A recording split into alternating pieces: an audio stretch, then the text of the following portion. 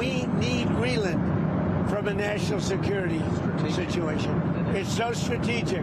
Right now, Greenland is covered with Russian and Chinese ships all over the place. We need Greenland. ये है Greenland, जहाँ पर बर्फ जमी हुई है, लेकिन इसका नाम है ग्रीनलैंड फॉर सम रीजन। लेकिन all of a sudden this is a big deal. ये जो लैंड है ये डेनमार्क के कंट्रोल में है, but the thing is mister Donald J Trump wants to buy it. ये एकदम यूरोप और नॉर्थ अमेरिका के बीच में आता है। इसमें बहुत ही सारे प्रीशियस मेटल्स हैं एंड बहुत ही सारे ऑयल डिपॉजिट हैं, अराउंड 400 ट्रिलियन के अप्रॉक्स। सिर्फ यूएस नहीं, रशिया एंड चाइना की भी इस पर नजर पड़ चुकी है and they are investing billions of dollars in it. So how did even Greenland begin?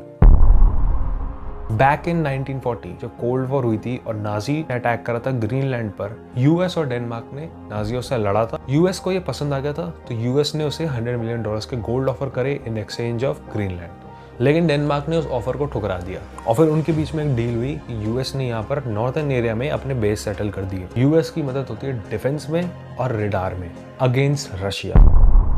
अब आता है 2008। ग्रीनलैंड के वेस्ट एरिया में उन्हें एक डिस्कवरी होती है कि यहाँ पर potentially 42 billion litres of oil barrel हो सकते हैं। If we compare to US में सिर्फ 47 बिलियन है। अब उन्हें लगा कि यहाँ पर ऑयल एक्सट्रैक्शन होती रहनी चाहिए और होती भी रही। लेकिन फिर जुलाई 2021 ने ग्रीनलैंड ने ऑयल एक्सट्रैक्शन बैन कर दिया because of environmental reasons. Because जब भी तुम ऑयल माइनिंग करते हो उससे बहुत ज्यादा हीट प्रोड्यूस होती है, प्लस आर्टिक रीजन की जो आइस है वो बहुत ज्यादा इंपॉर्टेंट है सी लेवल के लिए। एंड डोनाल्ड ट्रम्प, मुझे लगता नहीं है कि वो क्लाइमेट चेंज में ज्यादा इंटरेस्टेड है। बट अगर डोनाल्ड ट्रम्प ने ग्रीनलैंड कैप्चर कर लिया तो उसके पास आ जाएगा रेयर मिनरल्स का सारा रिसोर्स। ठीक है, जितने भी वहाँ पर रेयर मिनरल्स हैं वो बर्फ के नीचे दबे हुए हैं, बहुत ही प्रीशियस मेटल्स हैं वो। एंड उसे मिल जाएंगे $42 बिलियन ऑयल।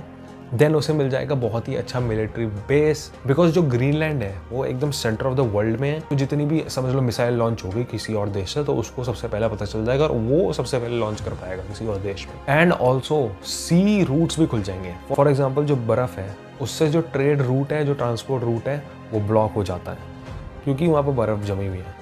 लेकिन इवेंचुअली आगे चल के वहाँ की बर्फ पिघल जाएगी और हमारे लिए सी रूट ओपन हो जाएगा। US has control of Greenland, उनके पास सी रूट का भी मेजॉरिटी शेयर आ जाएगा and it's a big big deal for America. So overall सबके सब पीछे पड़े हुए हैं ग्रीनलैंड के। But the problem for Donald Trump is that उसने वहां पर ऑफर करा था ग्रीनलैंड के लिए, लेकिन वहां से सीधा ऑफर आया fuck off. It is not for sale.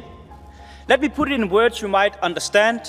Mr. Trump, fuck off. और अगर इवेंचुअली वहां पर डोनाल्ड ट्रम्प अपनी मिलिट्री लेके चला भी जाता है तो उसे कोई रोकने वाला नहीं है। यहाँ पर हम एक वॉर देख सकते हैं, मेरे हिसाब से हो सकती है अगर रशिया और चाइना और यूरोप मतलब एक साथ यूनाइट हो जाए अगेंस्ट अमेरिका लड़ रहा है उसको कंट्रोल करने के लिए। ये बहुत कॉम्प्लेक्स चीज़ है, सबके सब देश लगे हुए हैं ग्रीनलैंड को बाय करने के लिए। लेकिन जो आसार मुझे लग रहे हैं वो लग रहे हैं अमेरिका की। तुम्हें एक चीज़ बता दूं, बिलियनर्स ने पहले से ही इन्वेस्ट करना शुरू कर दिया ग्रीनलैंड। डोनाल्ड ट्रम्प बहुत पहले से बोल रहा है कि उसे ग्रीनलैंड चाहिए और वो ले लेगा, उसे कोई रोक नहीं सकता। ठीक है, वो अपनी मिलिट्री लेके वहाँ जमा कर देगा, उसे कोई रोकने नहीं वाला है। तो यही था रीज़न क्यों अमेरिका को ग्रीनलैंड चाहिए था। आई होप आपको ये समझ आएगा। Please like the video and subscribe the channel. Thank you.